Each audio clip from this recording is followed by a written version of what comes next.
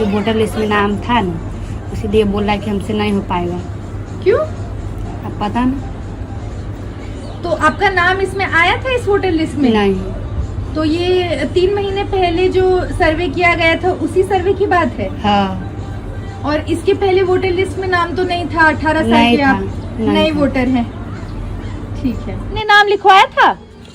हाँ लिखवाया था। कब लिखवाया था आपने नाम? 3 महीना पहले।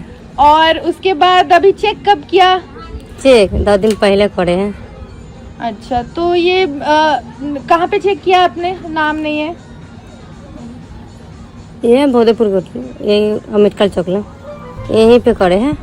अच्छा, नहीं आपको पता कैसे चला आपका नाम नहीं है वोटर लिस्ट में? वोटर मैम आया था ना, जिसे दिए थे जामती नाम लिखाए है ना, वही से पता चला है। बिहार चुनाव को लेकर शनिवार को पटना में चुनाव आयोग की एक अहम बैठक हुई। इस बैठक में तमाम राजनीतिक पार्टियां कम चरणों में चुनाव के लिए राजी थी। एनडीए ने मांग की कि इस चुनाव को सिर्फ एक चरण में ही संपन्न किया जाए। वहीं विपक्ष ने कहा कि 2 चरणों में चुनाव करवाना ज्यादा सही रहेगा। बड़ी बात यह है कि सभी पार्टियों ने छठ के बाद चुनाव करवाने को लेकर एक मत दिखाया है। जानकारी के लिए बता दें कि 2020 के बिहार विधानसभा चुनाव में 3 चरणों में चुनाव हुआ था, लेकिन इस बार चुनाव आयोग पहले ही कह चुका है कि कम चरणों में चुनाव करवाने की कोशिश होगी।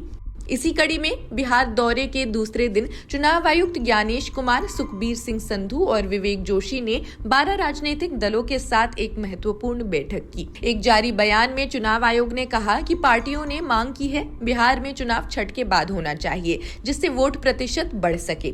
पार्टियां ये भी चाहती है कि इस बार चुनाव कम चरणों में संपन्न करवाए जाए। सभी दलों ने चुनाव आयोग को इस बात के लिए धन्यवाद भी दिया कि उन्होंने पोलिंग स्टेशंस पर अधिकतम 1200 वोटों का मानक रखा है। तमाम तरह की भ्रामक स्थितियाँ यहाँ फैलाई जा रही है पश्चिम मध्य दोनों की तरफ से, लेकिन लोग यहाँ मिथिला के लोग हैं, यहाँ पकपक पोखर मात मकान मिथिला के पहचान काफ़ी मजबूत लोग हैं। इनको इन सब चोरों से फर्क नहीं पड़ता किनका वोट कट रहा है, किनका जा रहा है। लोग रोजमर्रा में व्यस्त हैं, उनको फर्क नहीं पड़ रहा है कि किसका वोट कट रहा है, किसका बचा हुआ है। यहाँ वोट कट रहा है मतलब? नहीं हमको नहीं लगता कि वोट कट रहा है। हमारा नाम तो है। अच्छा, आपका नाम है, लेकिन ये क्या सच्चाई है कि वोट कट रहा है या नहीं?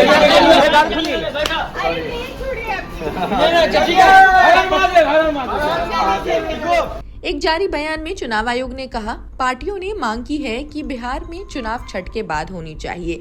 बैठक में कांग्रेस के 4 सदस्यों ने भी हिस्सा लिया था, जिनका नेतृत्व बिहार प्रदेश अध्यक्ष राजेश कुमार कर रहे थे। मीटिंग के बाद इंडियन एक्सप्रेस से बात करते हुए उन्होंने कहा, सुप्रीम कोर्ट के निर्देशों के मुताबिक चुनाव आयोग को हर बूथ की जानकारी देनी होगी कि कितने वोटरों को हटाया गया और कितने वोटरों को जोड़ा गया। चुनाव आयोग को उन बूथों की भी पहचान करनी चाहिए जहां पर सबसे ज्यादा वोटर डिलीट हुए हैं, और ये भी देखना चाहिए कि कहीं महिलाएं और शोषित वर्ग के वोटरों को तो नहीं हटाया गया है।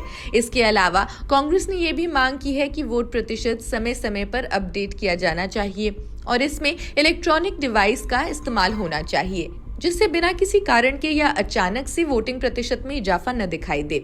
एनडीए की तरफ से जनता दल और बीजेपी ने भी एक चरण में चुनाव करवाने की बात की।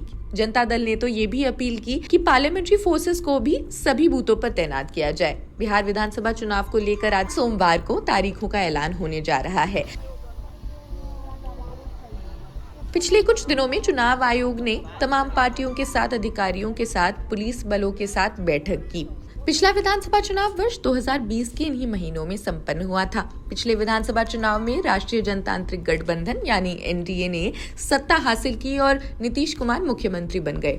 हालांकि अगस्त 2022 में नीतीश कुमार ने अपनी पार्टी जनता दल यूनाइटेड को एनडीए से अलग कर राष्ट्रीय जनता दल राजद और अन्य दलों के साथ मिलाकर महागठबंधन सरकार बनाई। इसके बाद जनवरी 2024 में उन्होंने राजद से रिश्ता तोड़ा और भाजपा नेतृत्व वाले एनडीए में वापस शामिल होकर सत्ता में बने रहे। विकासशील इंसान पार्टी के प्रमुख मुकेश साहनी ने दावा किया है कि बिहार में महागठबंधन की सरकार बनेगी और वे खुद डिप्टी सीएम की शपथ लेंगे। परसों ने तो तरसों हम कर देंगे। ठीक है, डिप्टी सीएम आप ही होंगे सर? अरे इसमें भी कोई कहने वाली बात है क्या?